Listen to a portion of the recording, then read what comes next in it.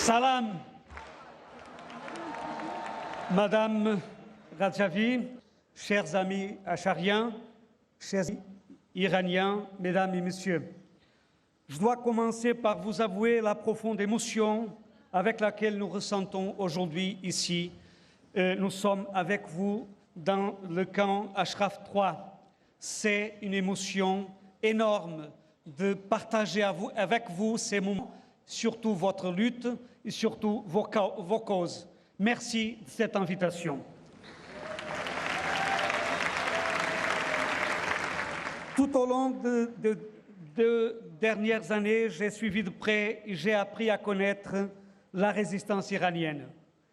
À l'Assemblée parlementaire du Conseil de l'Europe, où je siège comme député, notre groupe parlementaire, le Parti populaire européen, avec d'autres groupes politiques, a invité Madame Radjavi pour l'entendre sur notre lutte, sur votre lutte et sur son programme. J'étais à cette réunion et j'ai assisté au discours de Madame Radjavi qui nous a vraiment mis au courant des crimes du régime iranien contre son propre peuple. L'année dernière, j'ai participé à des événements organisés par le Conseil national de la résistance iranienne.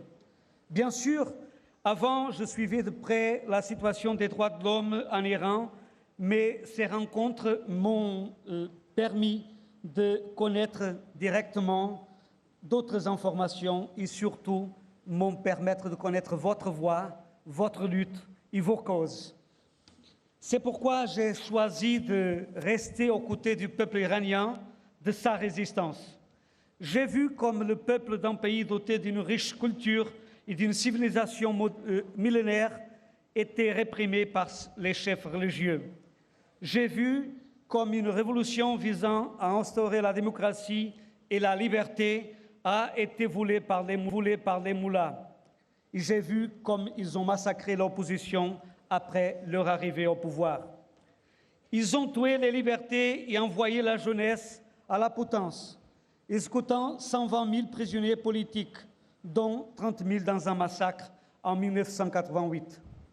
Cependant, la communauté internationale qui avait choisi la complaisance avec les moullas, il s'efforce de trouver une voie modérée dans cette théocratie, a préféré de fermer les yeux devant les graves violations des droits de l'homme qui d'ailleurs continuent toujours. Comme la communauté internationale ne lui a jamais demandé des comptes, le régime a poursuivi ses crimes.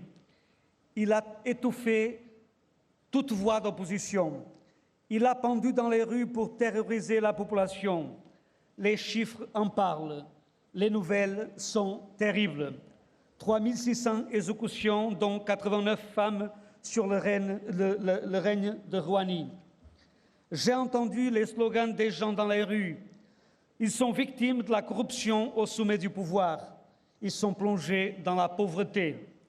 Mais le peuple iranien a montré qu'il ne peut plus vivre sous l'oppression. C'est cela le vrai visage du peuple iranien. Résister jusqu'au bout. C'est grâce à vous et à votre persévérance durant 14 années que le peuple résiste. Vous êtes leur exemple. Les mollahs voulaient vous détruire complètement en Iran. Vous avez résisté. Ils ont voulu vous détruire complètement en Irak, mais là aussi vous avez résisté parce que vous croyez profondément dans la liberté de votre pays et que vous êtes prêts à en payer le prix. Avec d'autres membres du Parlement portugais, je suis venu soutenir votre résistance, soutenir Madame Radjavi à la tête de cette résistance, ainsi que son programme en 10 points pour l'Iran de demain.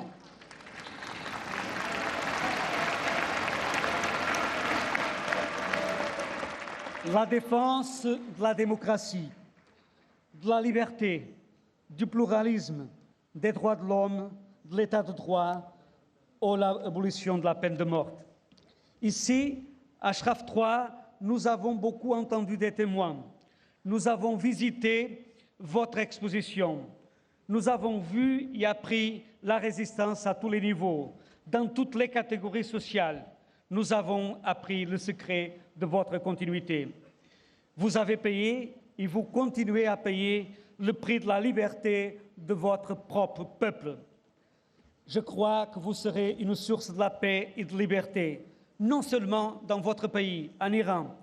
Vous serez aussi une source de liberté dans la région et pour le monde, car là où la liberté existe, la dictature ne peut plus sévir. Pour finir, nous vous saluons chacun et chacune d'entre vous. Nous exprimons notre soutien à Mme Rajavi et nous appelons les pays européens à cesser de soutenir ce régime et à reconnaître son alternative démocratique, le Conseil national de la résistance iranienne. C'est pourtant le moment de dire « Osez, osez, osez ».